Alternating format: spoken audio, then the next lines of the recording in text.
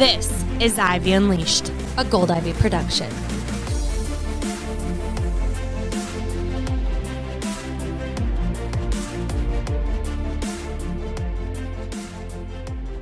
Welcome back to Ivy Unleashed. You are in the right spot because today we have Raylaw back on the podcast in studio. Thank you for being back with us, Ray. You're welcome. And Ray has chosen to not know anything we're going to ask him. So it's basically like rapid fire for an hour, which is going to be a treat, I think. It's way more fun. Like, I like the unexpected now. I used to be terrified by it, but I love it now. I invite it. Yeah. But you're a speaker. Like you have your own podcast now, which we're going to get into.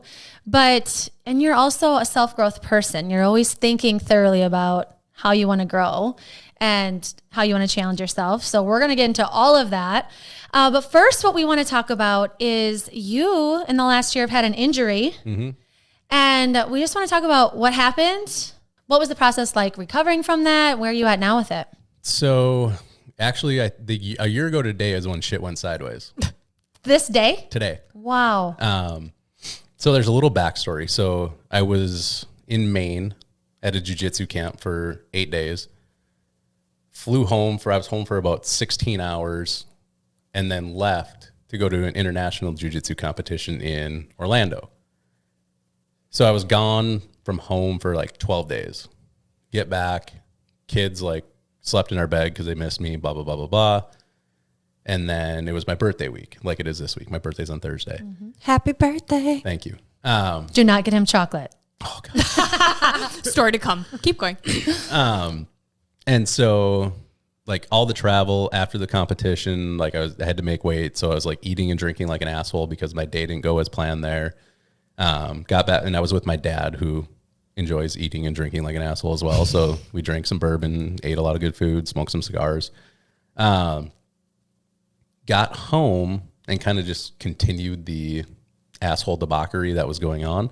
Kept working out though. I was training jujitsu and I just was like 10 pounds of bloat over like what I'm comfortable with. Yeah. So all that inflammation doesn't allow things to move how they should. I was doing like a front squat workout with some overhead stuff and a CrossFit style workout at the end of it. And I got done and I was like, I felt like I like pulled my trap and I was like, oh, whatever. Theragunned it, had Jillian like dig into it. And then there was like one of the best jiu-jitsu practitioners in the world in town and I wanted to roll with him. His name's Hanan Vital. I probably butchered that. But so Friday night at jiu-jitsu, it like just kept getting worse and worse and it was tighter and tighter. And then Saturday morning, I woke up and it felt like my arm was on fire. And like it would spasm and I kept going through this. And like, so I went to the ER. They're like, nothing's wrong. Here's some muscle relaxers, painkiller. I was like, cool. Happened the next day. Went back, different hospital, kind of the same stuff. And now they're thinking I'm probably like this pill addict because I'm More and more. correct. Pain. And then I finally went to, I think it was Methodist, whatever's in St. Louis Park. Mm-hmm. Been there a couple times. Shout out. And in the ER, just a mess. Like, was crying at the dinner table, like cried the whole way there because it was a constant like hamstring cramp running from my neck to my fingertips. But it felt like my hand was in a bonfire the whole time. And so I got to the ER and the service in the ER is fantastic. For real? No, the opposite of that. I was like, wait, what? So like I'm on the ER floor, like crying. This old woman is like rubbing my back. She probably died that day. She's rubbing my back. She's like, oh, and then one of my training clients, Leslie, she was like, I was texting her. She's like, how's it going? And she's a pastor too. So she has rights at hospitals. So I'm like, they won't see me. They won't treat me, blah, blah, blah, blah, blah. She's there 10 minutes later, like a bull in a china shop. And if you've never met her, she's going to be on my podcast, but she's an 8 on the Enneagram, but is like the most well-rounded 8 in the world. So when she wants to be aggressive and protective, like she was like, I'll call the president of the hospital. He's in my phone now. Like, so then I get care. They didn't know what was wrong. Nobody ever took an MRI of my neck. It took like 2 weeks later for me going to a specialist to get an MRI of my neck. But in the ER, what stopped the pain, they gave me fentanyl and ketamine at the same time. Wow. So when that was going on, when that got done, I was like, I understand the problem now. That was cool. But What was then- that like? So they're like, you might hallucinate. So the ketamine is to stop your brain from remembering what's going on. And they're like, you might hallucinate. And I was like, okay. And then they push the drug and they're like, how you doing? I'm like, good. And I'm like, but there's a dragon. Like, I'll remember this for the rest of my life. There's like a dragon crawling up the wall and went across. And I'm watching this the whole time. And like, Leslie told me about it later. She's like, yeah, you watched something crawl up. So it crawled up. And then it crawled up on the bed. And then the last like horrible spasm explosion that I had was the dragon blew fire. And my hand lit up like it was on fire. And then the pain did what it did every time I got the spasm. And that was the last like aggressive one I had. And then they admitted me. Wow. And I spent the night in the hospital. And that was the start of it. And then I did like aggressive physical therapy. I was doing like everything. And then my left arm shrunk like 4 inches because I couldn't do a push-up. I couldn't like do anything.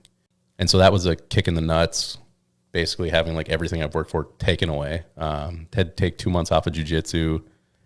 And then I went back and I was like, well, it's not getting any worse, but the strength wasn't coming back. So I met with the surgeon a couple times, and finally on the last time he goes, look, you've done everything you need to do and it's not coming back. If we wait much longer, the nerve's going to die and it's never going to come back. So I was like, okay, I mean, I'll do it tomorrow. And he's like, so we got it scheduled. Surgery went good. I guess he told Jolene it looked like a king toes coming out of my spinal column, like, cause it was so compressed. And surgery was a success. They cleaned up some other stuff from stenosis from like playing college football. And then, then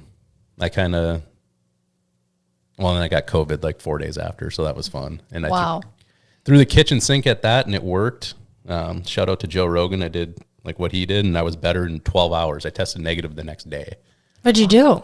I did monoclonal antibodies, the vitamin IgB drip, ivermectin, and like a huge bolus of vitamin D and C at the same time. And I went from like buckets of sweat and a headache and coughing nonstop, which isn't good when you've had like your throat cut open 3 days previous to that. And by that night, my symptoms were gone. Wow. And the next morning I tested negative. Wow. So jiu-jitsu was out the window. So for how long after your surgery, did you have to wait to even attempt it again? So I went to my follow-up on December 30th with the surgeon, and he gave me the green light to start physical therapy. But I never had any pain in my neck, ever. So it was weird because every question they asked me, I'm like, that was never out. It was all radial pain and symptoms. And when I got to physical therapy, the lady's like, well, are you back to work yet? Can you, read? Can you walk for more than 5 minutes? I'm like, I walked on the treadmill yesterday for 75 minutes with like a 20-pound backpack on. And I'm like, I started working like 4 days after. I'm like, and she's like, oh, deer in the headlights. Like, didn't know what to do. So I gave her the benefit of the doubt, came back the next time. I'm like, if you're just going to rub my trap, like I can have my wife do it or and go get a full body massage and pay the same amount of money. So and then I reached out to people I knew and they kind of were like, what are you doing? And I told them what I was doing. They're like, you're on the right track. I treated it like a bone break for a kid, not aggressively, like patiently loaded it and let the fusion. And when I went to my follow-up on March 3rd, the surgeon's like, it looks like that fusion's 2 years old. So whatever you did, bravo. I was like, fired your physical therapist. And then I was back. I went to jiu-jitsu that day because he said I could do whatever I wanted. Nice. Wow. So how patient of a person are you? Like how tough was this for you? it was tough. But I wanted to do it right because I didn't want to have to do it again. And then that's a risk. But I mean, the next day after my surgery, I was walking from our front door to our microwave, like in 5-minute chunks, like every 3 hours.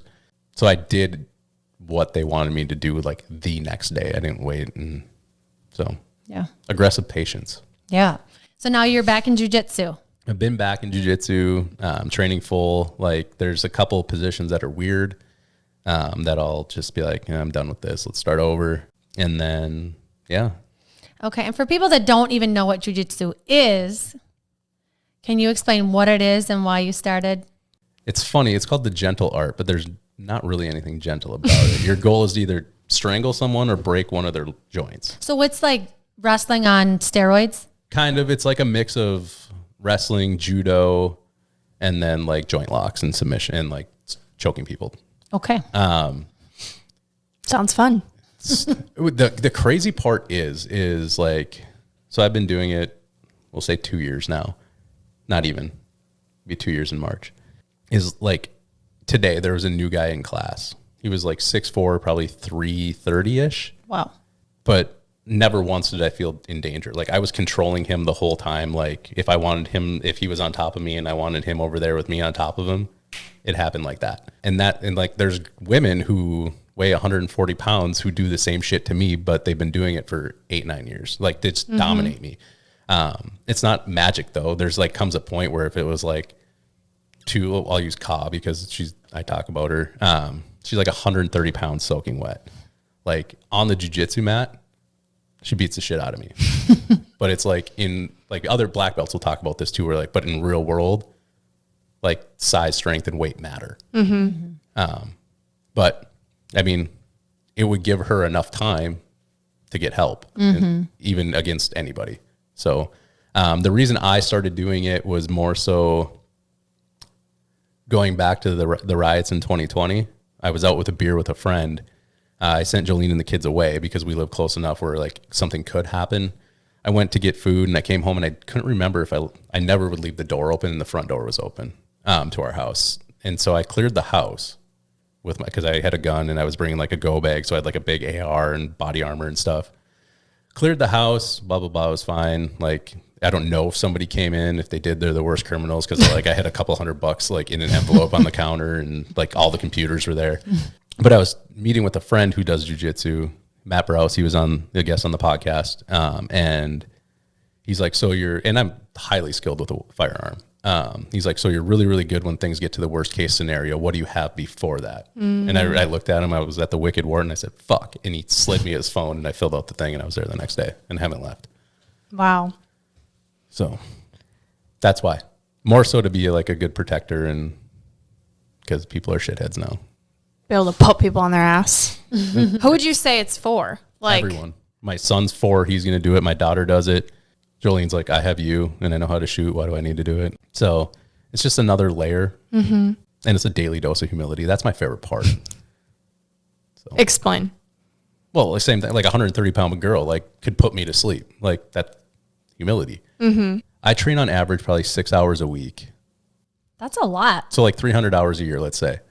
What would you compare it to when you think about like a workout when you're like? Depends. So it can be yoga some days or it can be the hardest CrossFit workout you've ever done in your life. Okay. Who do you have like coaches that decide what you're doing that day? Yep. Or is it just a wrestle match? No. So when you show up, there's usually a technique that's taught. And then you practice the technique. It's called drilling. And then they'll have like situational sparring or situational drilling where like you can do this, this, and this, but you can only use this escape and this, this, and this. So it's like puts you in very specific situations. And then there's just like usually free rolling at the end. And that's just like sparring.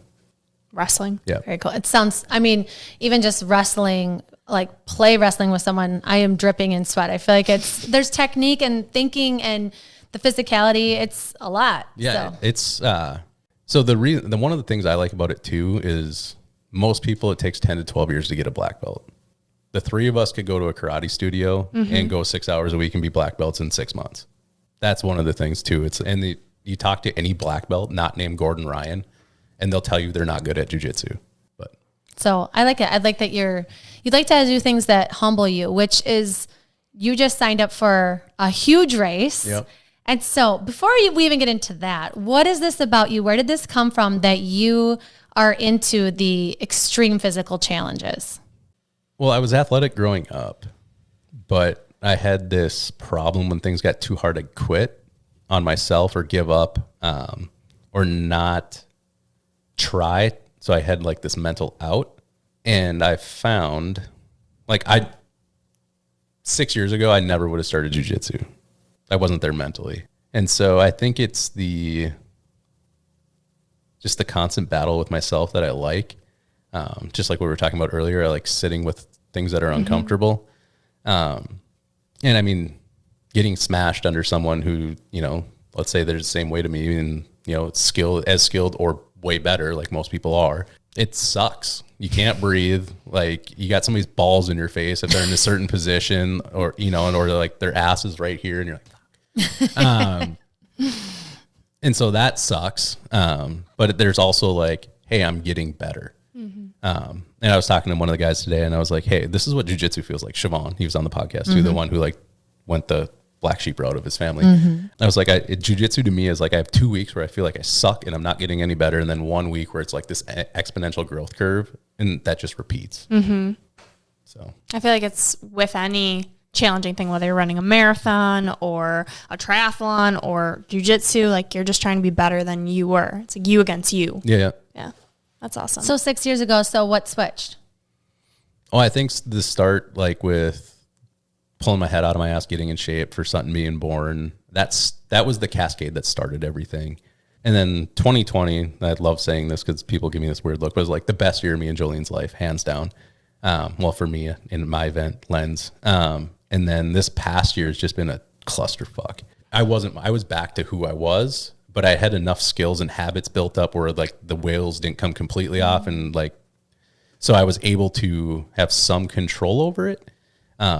And I think what I learned too in therapy and things like that is, and I just heard this the other week, like some people need to have their cup emptied before they can refill it. And like hearing that was like so validating to me, because I've been fighting my urge to like compete and go do all these crazy races, because I'm like, well, that's not healthy. I don't need to do that. But he was saying it's like, you want to get to that point where you don't need to do that. But he's like, do you want to be miserable for the next 15 years as you work to get to that point? And I was like, no. He's like, empty your cup every day then, and then just fill it up and just keep doing it. And I was like, I'm back. That's awesome. I feel like a lot of people struggle with that, right? You think about like summer and how busy it's been for everyone, and you get off track. Like the amount of times we hear as coaches, all three of us, like I struggle with staying on track. So I'm curious, like you mentioned these habits that you've built, like what are some of those habits that brought you back to your badass self now? I think as far as the food, because that's usually what throws me sideways, meticulously tracking things for 4 years gave me like when people are like, oh, I eat intuitively. No, you tracked macros for the last 4 years. You can look at food and tell me within a gram of what's on your, and you know what you need to eat. So I'm like, that's where my head was like, okay, I know what this is. You know, if I eat like an asshole twice a week, things will be okay. Yeah, I'll probably be like 5-10 pounds heavier than I want to, and I won't feel the best, but I just don't have it right now to be locked in. And the other thing was, Jolene was kind of like in and out with me too. And it was just like, oh, we'd go like a weekend without drinking, be like, okay, we can drink on Monday because we had a bad day.